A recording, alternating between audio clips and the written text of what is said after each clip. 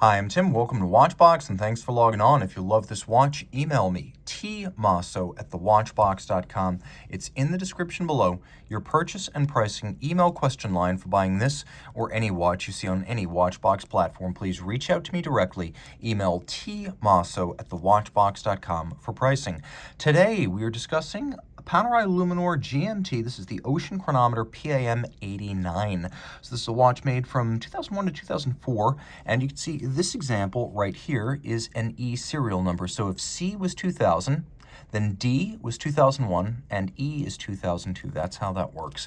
So the watch is 44 millimeters in grade 2 titanium, and it is 16.4 millimeters thick. It is 53.1 millimeters from lug tip to lug tip, with a 24 millimeter spacing between the lugs.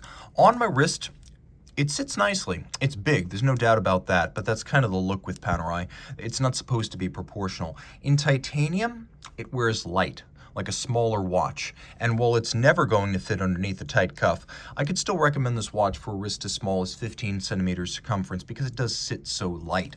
Now, taking a look at the strap, this is a Panerai factory strap, a little bit upscale compared to what we normally see from Panerai. Panerai with a lot of calfskin and rubber and textile, and then right here, we have large rectangular scale alligator leather in black, semi-gloss, monotone stitch, a lot of bolstering to give it thickness. And though it has a kind of sheer side, it's actually not sheer cut. It has a sheer folded edge. That's the way it's assembled. And calfskin on the bottom. This is a brand new Panerai factory strap without crimping or gouging. We have a matching satin finished titanium pin buckle. The case is all muted with this matte satin finish. Taking a quick look, you can see that screws and bars are used for fixing the strap to the case.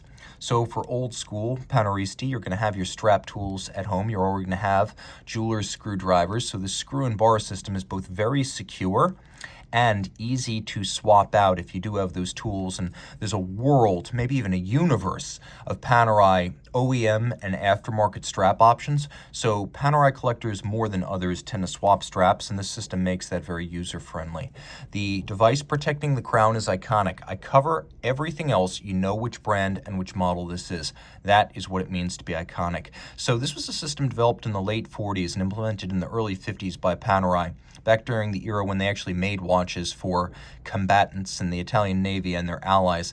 The idea was improve on the original Rolex Oyster Crown, because Rolex made the original 3646 combat watches, and because they were manual wind, people were threading the crown in and out every single day to wind the watch, which was undermining the water resistance.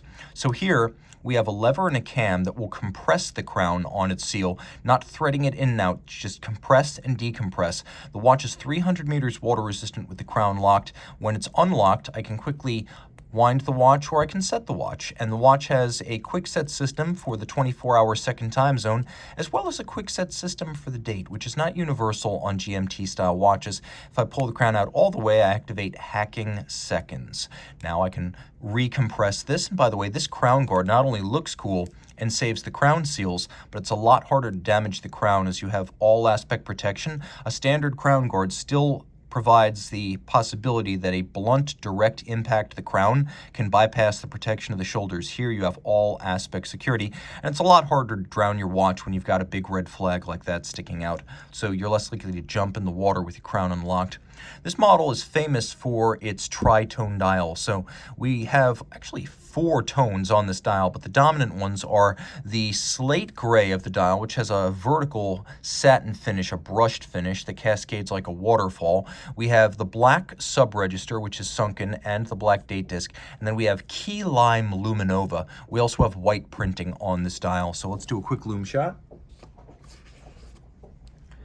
Historically, Radiomir was a radium-based paint, and Luminor in the 1950s and subsequent was a less radioactive tritium base. Well, today, Panerai doesn't use any radioactive luminescence, but it is still known for incredibly bright dials, and this watch is fully lumed, including small seconds and the second time zone. Now, it is a true dual time.